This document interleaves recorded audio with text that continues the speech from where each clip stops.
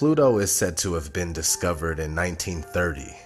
From 1930 to 2006, we have been taught that there are 9 planets in our so-called solar system. In 2006, Pluto was stripped of its planetary status, meaning since 2006, the International Astronomical Union officially recognizes 8 planets. Well, what if I told you that there are only 7 planets, including the Moon and the Sun, and not including Earth? What if I told you that this deception has been hidden right under our noses all along? Let's have a look at our calendar week. Sunday equals, you guessed it, Sunday. Monday equals Moon Day. Tuesday equals Mars Day. Wednesday equals Mercury Day. Thursday equals Jupiter Day. Friday equals Venus Day. Saturday equals Saturn Day. These are the original 7 planets encoded in our weekdays. Let's have a look at the etymology of planet. It tells you how basically the planets are wandering stars, and if you look down here on the bottom it says, so called because they have apparent motion, unlike the fixed stars.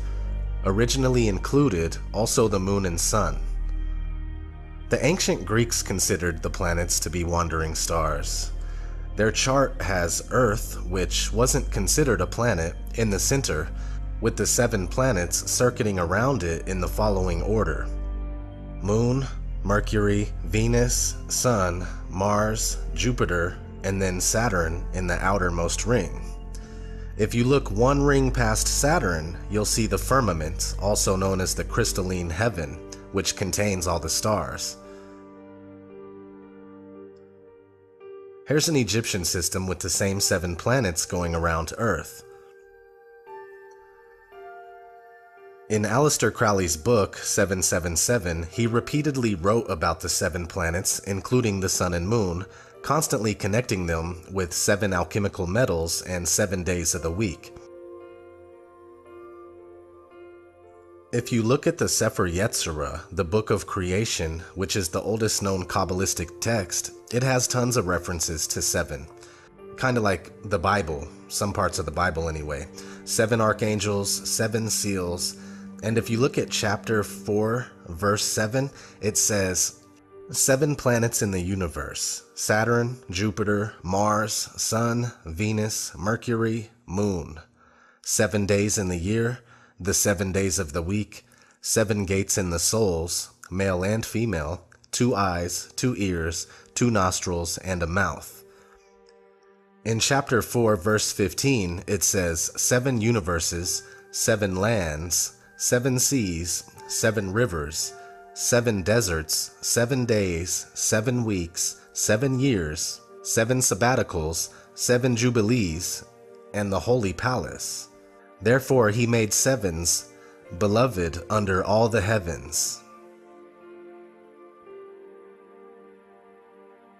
Chapter 4 in this book is mostly about the number 7, and in this particular version of the Sefer Yetzirah that I'll be linking in the description, on page 187, it goes on explaining the 7 firmaments, the 7 earths, meaning 7 continents, and so on. I found that interesting. 33rd degree Freemason Manly P. Hall wrote quite a bit about the 7 planets in his most famous book entitled The Secret Teachings of All Ages. I'll read you a couple things. The 7 wonders of the world, while apparently designed for diverse reasons, were actually monuments erected to perpetuate the arcana of the mysteries. They were symbolic structures placed in peculiar spots, and the real purpose of their erection can be sensed only by the initiated. Eliphas Levi has noted the marked correspondence between these 7 wonders and the 7 planets. The 7 wonders of the world were built by widows' sons in honor of the 7 planetary genii. Their secret symbolism is identical with that of the 7 seals of Revelation and the 7 churches of Asia. Pythagoras, according to some authorities, divided the universe into 9 parts, according to others, into 12 parts. The 12-fold system was as follows: The first division was called the Empyrean, or the sphere of the fixed stars, and was the dwelling place of the immortals. The second to 12th divisions were, in order, the spheres of Saturn, Jupiter, Mars, the Sun, Venus, Mercury, and the Moon, and fire, air, water, and earth. This arrangement of the 7 planets, the Sun and Moon being regarded as planets in the old astronomy, is identical with the candlestick symbolism of the Jews. The Sun in the center as the main stem, with 3 planets on either side of it. And that's just a couple of examples about the 7 planets in Manly P. Hall's The Secret Teachings of All Ages. Another aspect of this 7 planets idea for me was looking at a couple articles about how Uranus isn't a planet and about how Neptune shouldn't be considered if Pluto isn't. This gives a bit more credence to my line of thinking, but I'll admit that this is all just personal speculation on the subject. Since I've been able to see the flat Earth as the truth, I've also come to understand that Earth was never meant to be considered a planet. In fact, it's a planate, which means plane or flat surface. Earth wasn't considered a planet until the 16th or 17th century, so it's all fairly new. Whether Uranus, Neptune, or even Pluto are actually planets or not doesn't really matter. The thing is that Earth is not a planet. We don't live on a wandering star. We live on Earth, which is nothing more than land, because the water is not included in the word Earth. What we witness above us in the night skies are the planets, the wandering stars, the luminaries, moving about while the stars move uniformly in circuits, contrary to the wandering stars. When this information presented itself to me, I felt compelled to touch on the subject. So, thanks for watching. Until next time.